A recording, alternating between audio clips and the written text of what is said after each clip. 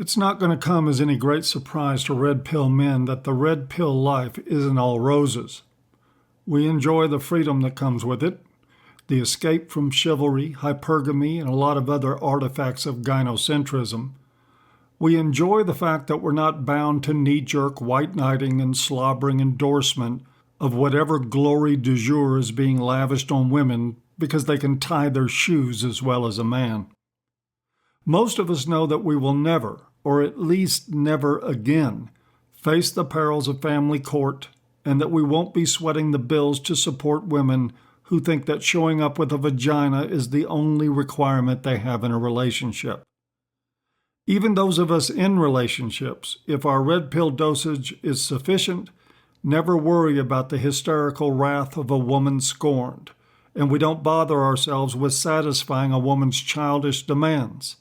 We are perfectly prepared to invite her to seek that kind of satisfaction elsewhere from someone else self-loathing enough to bend to that kind of infantile pressure. We don't sleep on sofas because a woman is displeased, and we don't retreat into a doghouse for anyone. In short, as far as lives go, it's a pretty good one. If you sense a but coming, you do so correctly. There's another side to red pill life, a cost that comes with the shattering of the old paradigm. I've discussed this in the past, doing videos on the red pill rage and red pill grief, both familiar topics to red pill men. I've linked both of those videos in the low bar. In those videos, I did my best to paint the picture of both phenomena as processes, anger and grief both being transient states for the most part. We can get stuck in either with results that are counterproductive, but in general we expect them to pass, and we expect to move on to a less angry, less depressed state of being. My talk today is about one of the things that can keep us stuck in both anger and grief, that can retard our efforts to move on. I'll call it red pill isolation. I think it's a pretty good label because it precisely describes the problem. And unlike red pill rage or grief, it isn't a process. It's not something that will just resolve on its own with time. It is a problem that you must fix in one way or another. The problem with the red pill awakening is that it takes you out of sync with a massive part of life that, for better or worse, is all you've known. It truly makes us feel like the odd man out in a crowd. Being completely open with people around you, talking about what you think and how you feel almost completely assures social rejection. Try being in a mixed group of men and women and saying you think chivalry is for chumps and see what happens. Try saying that only an idiot would marry a woman. Or just wear a t-shirt in public that says men's rights are human rights or MGTOW for life. Two innocuous, healthy statements that are held in disdain by the world around you. For that matter, consider how many family members react to their members who make the red pill change. Mothers clutch pearls. Fathers show disappointment and contempt. Siblings shake their heads and judge. I see it here in the comments and get emails on a regular basis about how going red pill creates hardship and division between family members. I hear a lot more frequently about men who opt to say nothing to friends and family about their red pill experience because they can easily predict a hostile reaction, followed by some form of rejection. The same is even more true in the employment setting.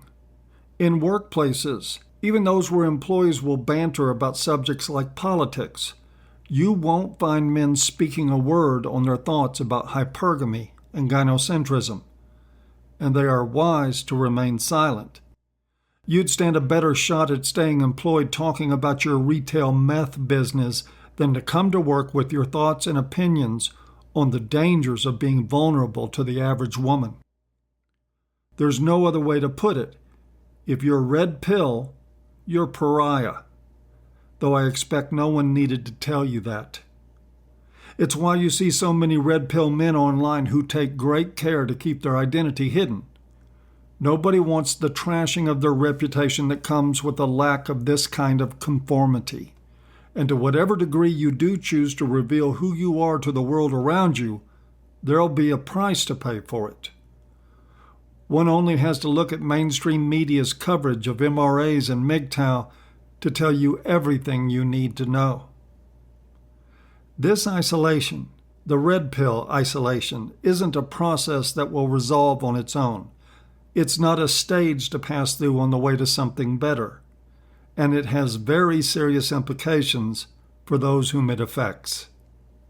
You can see some of the attempts to compensate for this in the comments on this channel and others that deal with the same subject matter. Most of these comments, while understandable, are lacking. It's going to take a lot more than video games, porn, sex bots, YouTube, or online MGTOW buddies to solve the problem. In fact, if we're not careful, some of those understandable alternatives to human contact can become unhealthy allies in our quest to fill in the missing gaps. Human beings, with very few exceptions, need other human beings. In fact, if you look at this chart of Maslow's hierarchy of needs, also known as Maslow's ladder, you see the basic, or what we call deficiency needs: food, water, shelter, safety, and physical security.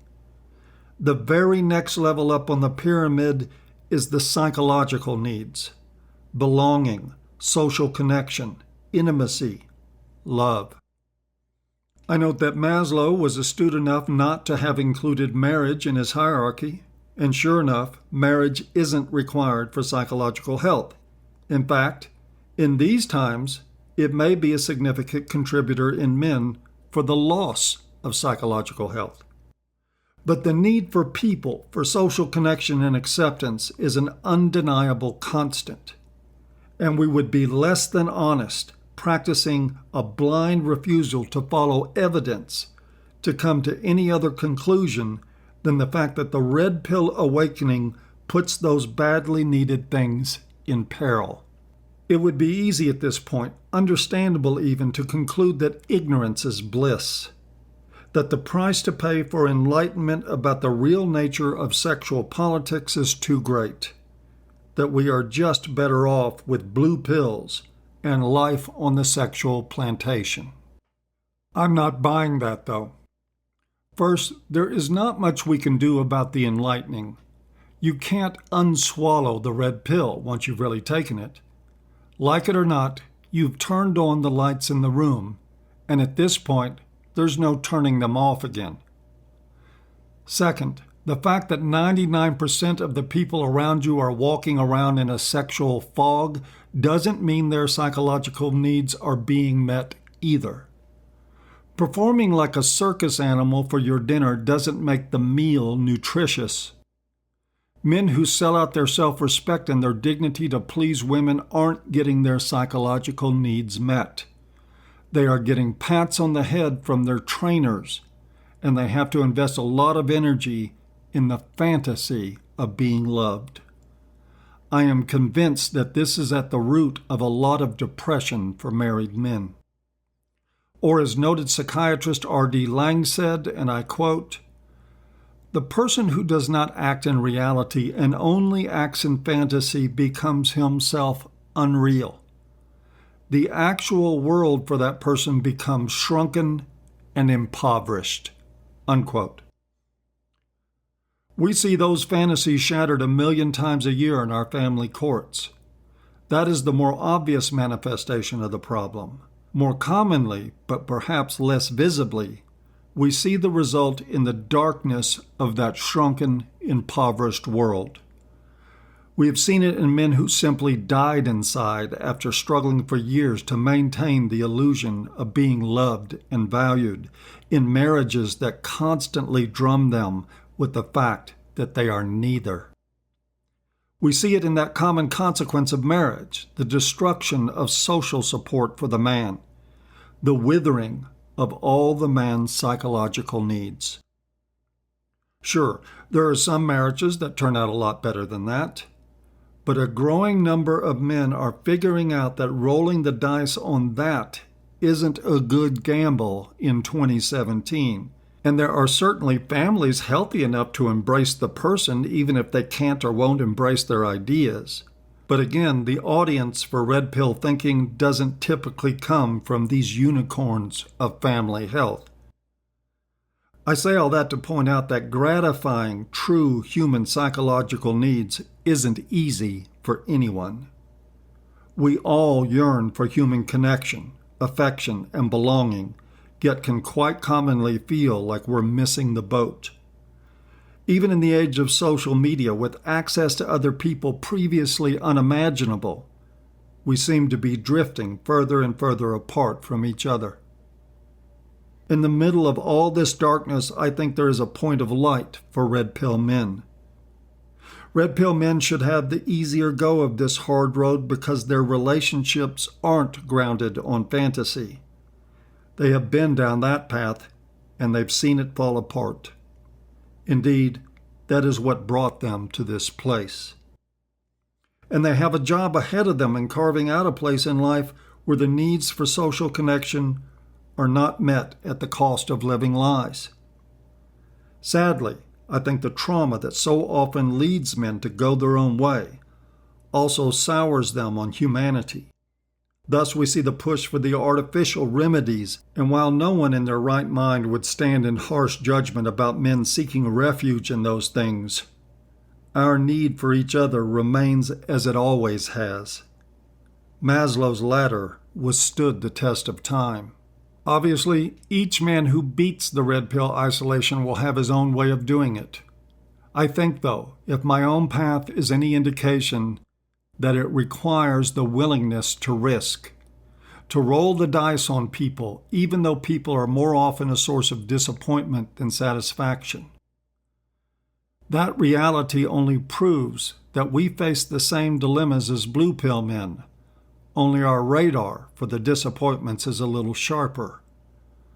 The point about Maslow's ladder is that it charts the path to human self-actualization, or the realization of achieving your full human potential, including, importantly, the creative elements of your existence.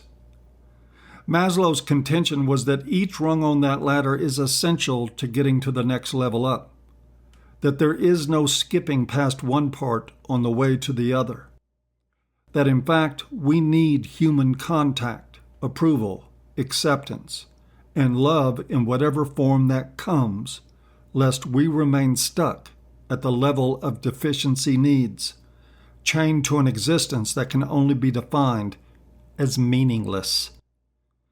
I think he was right.